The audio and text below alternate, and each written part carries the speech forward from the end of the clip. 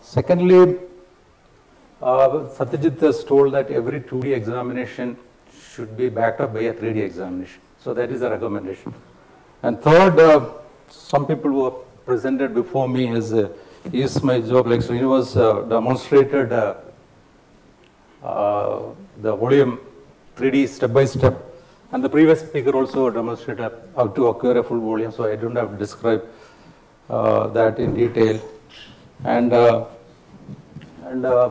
Abhik has told that the best sophistication is simplification. So let me see whether I can simplify mitral valve by 3D. Okay, so if you look at this picture, we have described different views of mitral valve, mid-esophageal, 4-chamber, 2-chamber, long axis, and all these are on normal heart. Remember that these are on normal heart and not on abnormal heart. Second thing is the heart varies in size and shape, and the intrathoracic position of the heart constantly changes.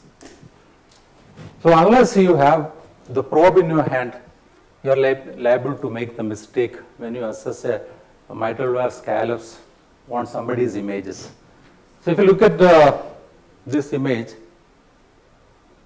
the mid-esophageal 4-chamber view, the first speaker has told that it is at 20 degree, not at 0 degree, so that the lateral wall become more visible. And the 4-chamber view can cut. Classical teaching is A2P2, or higher 4-chamber view is A1P1, lower is A3P3. But if this view, if you see, it can be at A3, A2 and P1. One of the only consistent view for a mid-esophageal view is the commissure view. It cuts invariably through P3, A2 and P1. The 2-chamber view is, again, it can be P3, A1, A2, or need not be always P3 and A3. So what are the consistent views of mid-esophageal views? Commissure view, and second is the long axis view. Long axis view cuts invariably at A2, P2. So these are the only reliable views if you go by 2D echo. Now you see this is a classical teaching. The mid-esophageal 4-chamber view, you have the upper 4-chamber view where we have the A1, P1 here. Then you have the A2, P2 there. That is the mid position, and this A3, P3 here. So you can see that there is a prolapse of the posterior leaflet in A1, P1 and A2, P2, and there is no, this is not there in A3, P3. So we try to diagnose like this and tell the surgeon that there is a problem with P2. The surgeon opens and says that there is a problem with P1, it is not P2. So there is liable to make mistake. So I don't try to interpret. What I am trying to say is I come to that with the study. This is another way of assessing the mitral valve. Just keeping the mitral valve, keeping the probe steady and anti-flexing and retroflexing. Again, you can see that this is a A1, P1 and A2, P2, and if you retroflex, it image posteriorly and get A3, P3. So this is an interesting study. Echocardiographic anatomy of the mitral valve, a clinical appraisal of 2D imaging protocols, a 3D perspective. So what this team has done is they acquired RY gated 3D image, and using reformatting technique, the 2D images were created from the 3D data set. So they created a 4-chamber view, 2-chamber view, long axis view, commissure view. And 12 board certified staff anesthesiologists were asked to identify the mitral valve scallops from 2D only. And the overall accuracy was only 30%. And the highest accuracy was for commissural view followed by the long axis view. So what is important? The lessons learned with the study is know that the T-probe manipulation to acquire the view is important to identify the scallop. So you go and just look at the image and don't take the probe in your hand. The sensory motor perception of imaging is very important. So you handle the probe yourself and look at the image and interpret. Or it is found that scallop identification can be very difficult even with the expert echocardiographer based on 2D alone. So 3D view is the best, a simultaneous display of entire mitral valve simplify the examination. So we go to anatomy of the mitral valve with this background.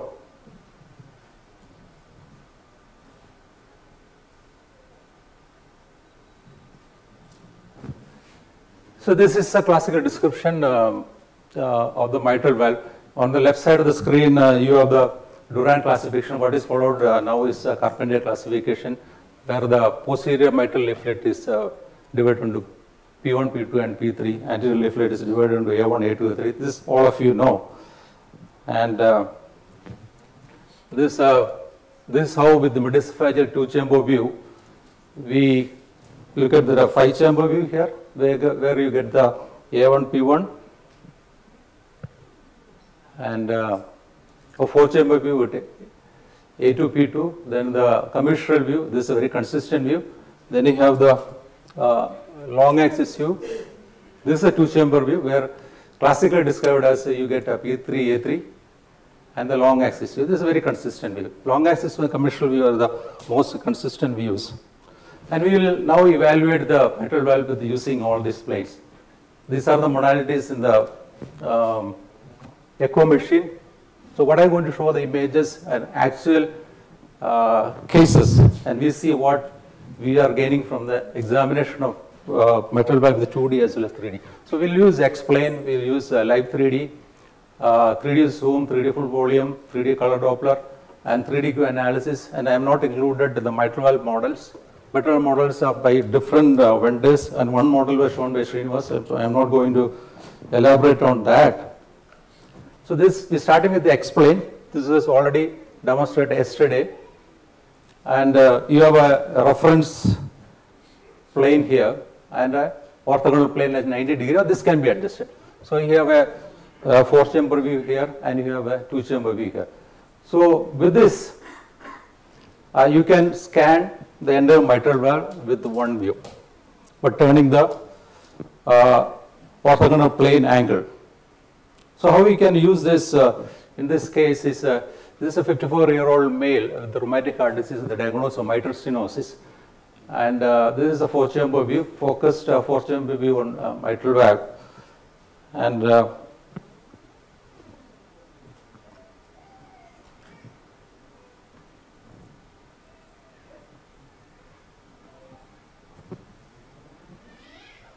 so how you assess? So we have a doubt about the mitral valve area. The gradient was less, 3 only. And the American Heart Association recommends mitral valve area measurement by planimetry. That is with TT, not with T. T to get the basal short axis is difficult. But with the 3D software, where you have the X-plane, you can position the cursor across the tip, and you get the basal short axis on the orthogonal plane. And we measured it here. And so here putting the cursor here and measuring the area, this was around 1 square centimeter. So that is how we confirm the diagnosis of mitral stenosis. And this has to be substantiated with other physiological methods like continuity equation and pressure half time method. This can be explained, can be combined with color Doppler also. And this is not a mitral valve.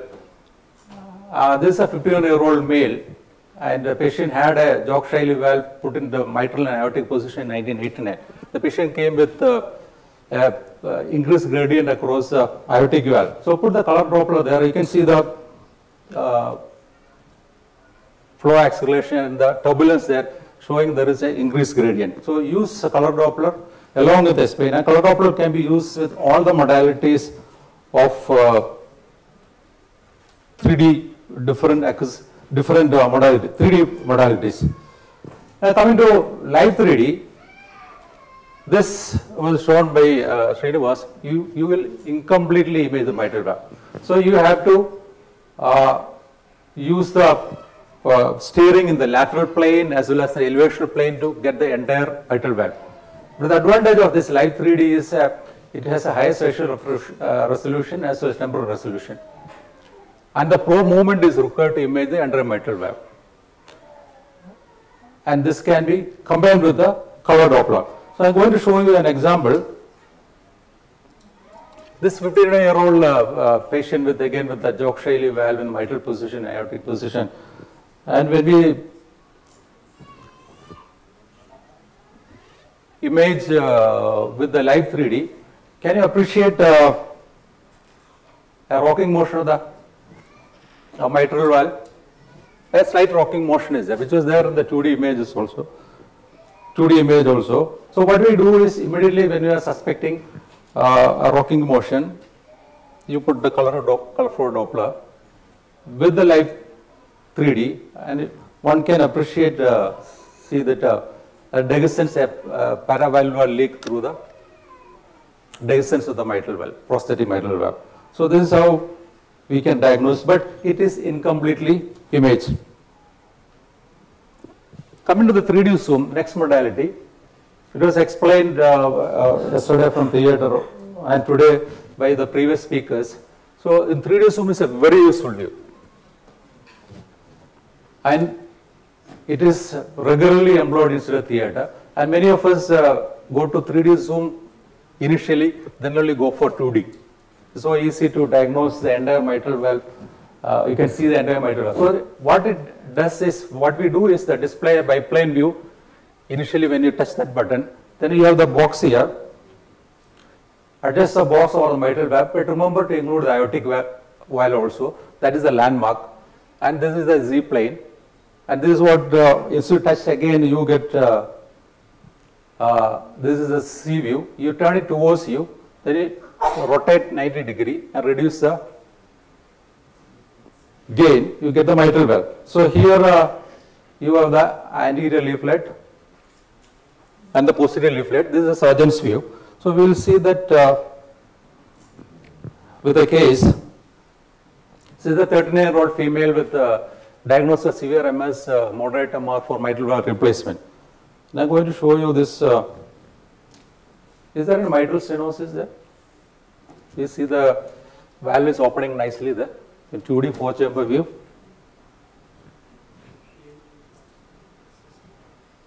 And so yet to be confirmed with a long axis view. Again the mitral valve is opening, a pliable anterior leaflet. The posterior leaflet is fixed. So what do you do next? That is the 3D zoom. And here you can see, please look at the anterior leaflet. This is anterior leaflet, the posterior leaflet. You see the indentation there. The anterior leaflet is there. Below that is the subvalvular pathology. Is it? And you freeze and you measure it here. The valve area was around 1 square centimeter, less than 1 square centimeter. So that is the advantage of how it adds to the diagnosis. Again, it was confirmed with the continuity equation. Now coming to the 3D full folio. Here you get a higher frame rate. Very important details of both commissures can be obtained with the full volume. You can tilt and rotate. That was explained by Srinivas in the first lecture. And you can look at the commissures, whether in pathology with the anterolateral commissure or posterolateral commissure, there is a prolapse of the commissure. And it gives accurate real-time definition in more segments with mitral valve prolapse and fail. You can see the flail segments. We're going to see this case, a 65-year-old male, and the cardiologist diagnosed was a bileaflet prolapse. We'll see what's happening with the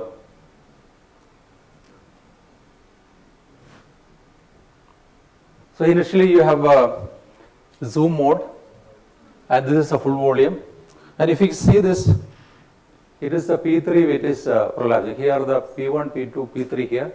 This is surgeon's view, the P3, and you can see the commissure prolapse here.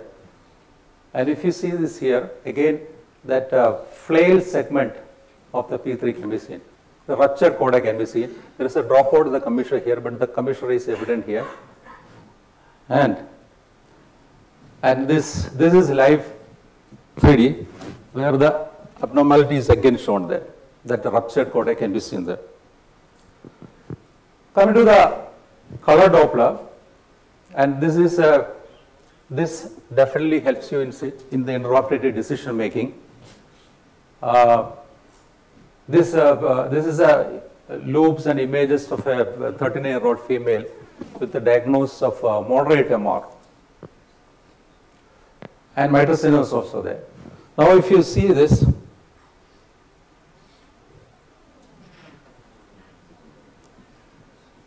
there is an MR there.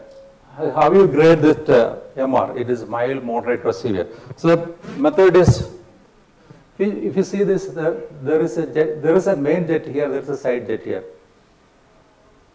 And if you measure the vena contracta, it's 3.4 millimeter here, but you are missing that side jet. So what you do is, you put colorful Doppler there. But if you look at the colorful Doppler, can you make any diagnosis? Here you have the anterior leaflet and the posterior leaflet, a wide area of regurgitant orifice area. So what you do is, you tilt it and see. You tilt and analyze, so it has become narrow. Now want to assess the grade of the mitral regurgitation. What you can do is, you can transfer this loop to a 3DQ analysis, multiplanar reconstruction. So this is a green plane, this is a red plane, red box, and here the axial plane. So that the blue axial should be brought along the mitral annulus, and this is the effective regurgitant orifice area. And you can freeze this in diastole and measure it. And the effective regurgitant orifice area was only, and here is a measurement here. And that is the effective regurgitant orifice area there. You can see that. And it is just 0.14 square centimeter. So proving that this is only a mild MR.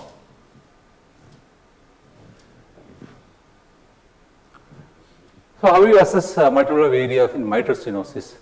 ACC AHA guidelines recommends that it has to be measured by planimetry and pressure half time whenever feasible.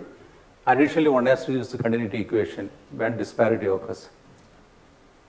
Though they say that 2D planimetry is the one to be followed, but it overestimates. But we have only TT studies. We don't have a T study. And this limitation can be avoided by explained planimetry, but there are no studies with explained planimetry in the literature for intraoperative cases. And the literature says that 3D planimetry is superior and that is considered as the gold standard because it is in better agreement with invasive Gorlin method. So we started this study, comparison of T-guided 3D planimetry, X planimetry, pressure half time, and continuity equation methods of quantifying mitral valve area in patients with mitral stenosis. So this was a prospective observation study to assess the accuracy and reliability of mitral valve area.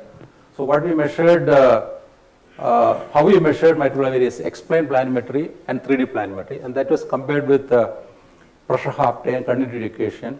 So pressure half time is a physiological method. So it depends on a lot of parameters. AR, MR, LSIs all will affect the pressure half time. We studied this in 59 adult patients undergoing elective mitral valve replacement for mitral stenosis. And this is my last slide. So that is a explained planimetry method. So you get the mitral valve opening exactly. And transferring this 3D full volume to 3DQ and position the blue axis in diastole across the mitral valve at the tip of the leaflet, and you get the mitral valve here, mitral valve opening in diastole, and that can be zoomed measure here, and this is the pressure half time, and we also measure the continuity equation. So what we found that with our study, there was good inter and intra observer variability of pressure half time. C is continuity equation, X planimetry and 3D planimetry methods of mitral valve assessment. Continuity equation was having the best correlation with 3D planimetry. Pressure half time and X planimetry overestimate mitral valve area in comparison to 3D planimetry. And pressure half time by preoperative TT and intraoperative T were comparable. So what they measured, measurement by the cardiologist and the cardiac anesthesiologist was comparable, and enlarged LSI is identified as a factor which contributed to mitral valve overestimation by X planimetry and pressure half time method. Thank you very much for your patient listening. Thank you, Dr. Koshy. Questions will be asked after the second.